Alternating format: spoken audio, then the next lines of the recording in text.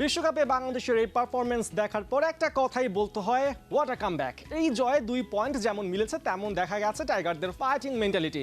ম্যাচের পর কেমন ছিল টাইগারদের মুড, স্টেডিয়ামে সেলিব্রেশন কেমন হয়েছে সবই আমরা দেখেছি। এই বিষয়গুলো নিয়ে কথা বলতে আমাদের সাথে যুক্ত হচ্ছেন বাংলাদেশ জাতীয় দলের সাবেক ক্রিকেটার নিয়ামুর রশিদ রাহুল রয়েছেন আমাদের সাথে। আপনাকে স্বাগত নিয়ামুর রশিদ রাহুল। আমরা আসলে দেখছিলাম যে বাংলাদেশ দলের আজকে যে ম্যাচ আফটার ম্যাচ সেলিব্রেশন, সেখানে কিন্তু গোটা দলের একটা সেলফ কনফিডেন্স যেটা বলে সেটা ফিরে এসেছে, আমরা দেখতে পেয়েছি। তো সেই ক্ষেত্রে আগামী ম্যাচটা সাউথ আফ্রিকার সাথে টাফ অপোনেন্ট, এই ম্যাচ থেকে কতটা মোটিভেশন পেতে পারে টিম টাইগার্স? ধন্যবাদ। প্রথমেই বাংলাদেশের জয়ের শুভ সূচনা এবং বিশ্বকাপটা ভালোভাবে স্টার্ট করার জন্য নিজেকেও খুব ভালো লাগছে এবং দেশবাসীও ডেফিনেটলি অনেক আকাঙ্ক্ষা নিয়ে বসেছিল এই জয়টা পাওয়ার জন্য। বিকজ আমরা সবাই জানি যে প্রথম যে কোনো স্টার্টিংটাই কিন্তু সব থেকে একটা বুস্ট আপ তৈরি করে, আত্মবিশ্বাসটা বাড়িয়ে দেয়। সেক্ষেত্রে বাংলাদেশের যে আত্মবিশ্বাসের যে চিরটা ধরেছিল সেটা কিছুটা হলেও একটা বিগ একটা ম্যাচ আর্চ রাইভালস আমাদের শ্রীলঙ্কার সাথে, তো সেটা জিতাতে এখন অনেকটাই মনে হচ্ছে যে তাদের বডি ল্যাঙ্গুয়েজটা অনেক পজিটিভ দেখা দিয়েছে এবং খেলার ধরনটা ছিল অন্যরকম। যদিও আমরা অনেক সহজ ম্যাচটাকে কঠিন করে নিয়েছি, বাট দিন শেষে বাংলাদেশ জিতেছে, সেটাই সব থেকে বড় ব্যাপার। এবং আত্মবিশ্বাসটা একটু হলেও কিন্তু ফিরে পেয়েছে, but too early two comments. আগের থেকে অনেক কিছু বলা ঠিক না। যেহেতু ম্যাচটা জিতেছে, তাদের ডেফিনেটলি এখন এনভায়রনমেন্ট বলেন, তাদের ড্রেসিং রুমটা বলেন, আত্মবিশ্বাসটা আগের থেকে অনেকটা বেড়েছে। তাহিদ হৃদয়ের কথা একটু আলাদাভাবে বলতে হয় যে সেই হাসরাঙ্গার ওভারে ব্যাক টু ব্যাক 3টা 6, সেটা কিন্তু ম্যাচের মোমেন্টাম ঘুরিয়ে দিয়েছিল। তাহিদ হৃদয়কে নিয়ে আসলে কি বলবেন, যে ধরনের ম্যাচুরিটি আমরা তার ব্যাট থেকে পাচ্ছি, যে ধরনের টেম্পারমেন্ট, যে ধরনের প্রমিসিং প্লেয়ার তিনি নিজেকে শো করছেন পুরো ওয়ার্ল্ড কাপে, সেক্ষেত্রে আসলে তাহিদ হৃদয় সামনের ম্যাচগুলোতে বাংলাদেশের জন্য কতটা ইম্পর্টেন্ট রোল প্লে করতে পারে, যেহেতু আমাদের টপ অর্ডার এখন পর্যন্ত স্টেবল হতে পারেনি? প্রথম কথা বলে রাখি, কারোর সম্পর্কে বা এরকম আগেও আমরা অনেক উচ্চাকাঙ্ক্ষা করেছি। কনসিস্টেন্সি লেভেল অনেক ভালো ছিল, ভালো খেলছে, বাট এটা এখন বলতে একটু ভয় লাগে। যখনই বলা শুরু করি তখনই তাদের পারফরমেন্সটা একটু হলেও ডাউনওয়ার্ডস হতে থাকে। তো আমি বলবো যে তহিদ হৃদয় ডেফিনেটলি বাংলাদেশের একটা খুবই ভালো ভবিষ্যৎ।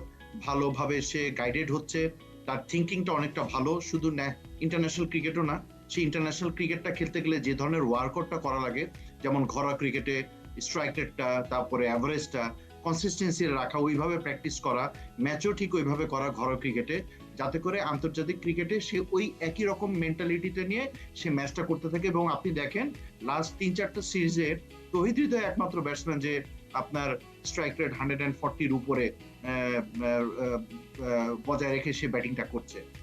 আজকেও কিন্তু তাই, দেখে মনে হয়নি তার মধ্যে একটু কোনো জড়তা ছিল। যদিও দুটো রান আউট খুবই ক্লোজ ছিল, তাতেই বোঝা গিয়েছে যে না, সে কতটা কিন এই ম্যাচটাকে জেতানোর জন্য। এবং স্বাভাবিকভাবেই সে তার স্বভাবসুলভ সবটাই খেলেছে, যেটা টি-20 ধাঁচে, যেটা আমাদের সব সময় আমরা খুঁজে থাকি বা আমরা ফাইন্ড আউট করতে থাকি। আজকে কিন্তু আফটার ম্যাচ একটা ছবিও আসলে ভাইরাল হয়েছে খুবই, সেটা হচ্ছে মাহমুদুল্লাহ রিয়াদকে, তাকে নিয়ে আসলে সেলিব্রেশন করেছেন জানি খাতুরু সিং, তার কাঁধে হাত রেখে আসলে সেই সেলিব্রেশন ছবিটা কিন্তু খুবই ইন্টারেস্টিং ছিল। আসলে গত বিশ্বকাপে মাহমুদুল্লাহ রিয়াদ তিনি নিজেই বলেছেন যে দলে তার জায়গা পাবার কথা ছিল, বাট তিনি সামাও পাননি। বাট এই যে একটা ছবি, এই যে একটা মেসেজ দিচ্ছে যে রাইট টাইমে রাইট প্লেয়ারের উপর সবার আস্থা রয়েছে, এই ধরনের মেসেজগুলো টিমে কতটা আসলে পজিটিভ ভাইব ক্রিয়েট করে। কারণ এই দলে কিন্তু আমরা দেখেছি তামিম ইকবালকে নিয়ে কন্ট্রোভার্সি হয়েছে, সাকিবকে নিয়ে কন্ট্রোভার্সি হয়েছে, ব্যক্তিগত লাইফ টেনে আনা হয়েছে ম্যাচগুলোতে বা পুরো টিমে। সেক্ষেত্রে এই যে কোচ এবং মাহমুদুল্লাহ রিয়াদের যে ধরনের ক্যামিও আমরা দেখতে পেলাম, একটা কেমিস্ট্রি দেখতে পেলাম, এটা দলের মধ্যে কেমন ভাইব ক্রিয়েট করে? দেখেন, আগে যেগুলি হয়েছে সেগুলি আলটিমেটলি কিছুটা ম্যানেজমেন্টের প্রবলেম ছিল, কিছুটা কোচের প্রবলেম ছিল, কিছু প্লেয়ারদের প্রবলেম ছিল, কিছু মিডিয়ার প্রবলেম ছিল। তো সবকিছু মিলে কিন্তু সবারই কিন্তু আসলে আপনি যদি ফাইন্ড আউট করতে যান, কারো না কারো দোষ কিন্তু আমরা দেখেছি।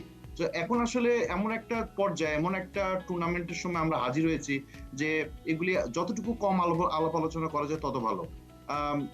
ডেফিনেটলি হাতুড়া সিংহে সে চাইবেই যে তার দল জিতেছে, সে যেহেতু এখন আমাদের কোচ, এবং সব থেকে ভালো কথা যে টিমটাকে এখন একত্র করার জন্য সিনিয়র জুনিয়রের ভূমিকাটা অনেক ভালো। সো যে ম্যাচ জিতায় ডেফিনেটলি কোচের উপর আস্থাটা তার অনেকটাই বেড়ে যায়, কোচেরও আস্থা কিন্তু অনেকটাই বাড়ে। মাহমুদুল্লাহ কনসিস্টেন্সি পারফর্ম করছে, তার ভিতরে একটা জেদ ছিল, সেটা সে প্রমাণ করছে। তার 16-17 বছরের এক্সপিরিয়েন্সটা সে এখনো কাজে লাগাচ্ছে, এবং হি ইজ এ ভেরি কুল এবং কাম প্লেয়ার। সে সে একটা জিনিসই জানে, যতদিন পর্যন্ত তার ব্যাট হাসবে ততদিন পর্যন্ত পুরো দেশ, পুরো টিম, কোচ বলেন যেই বলেন না কেন, সবাই তাকে সাপোর্ট করবে। যার যখন ব্যাট হাসবে না তখনই কিন্তু সবাই ভুলে যায়। তো আসলে আমাদেরও অনেক জিনিস আছে যে মেন্টালিটিটা চেঞ্জ করা দরকার। কিভাবে দেখবো সেটাও আমাদের অনেকটা চেঞ্জ হওয়া দরকার। মাহমুদুল্লাহর ব্যাপারটা যখন সে ছুঁড়ে ফেলে দিয়েছিল, I am really thanks to the media.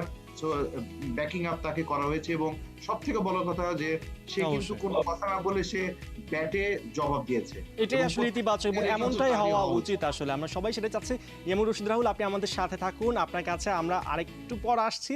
তার আগে দেখেন এই ম্যাচে কিন্তু আরো একজন পারফর্ম করেছেন, অভিষেক বিশ্বকাপ ম্যাচেই আলো ছড়িয়েছেন। তার ব্যাপারে একটা স্টোরি দেখে আসতে যাচ্ছি আমরা।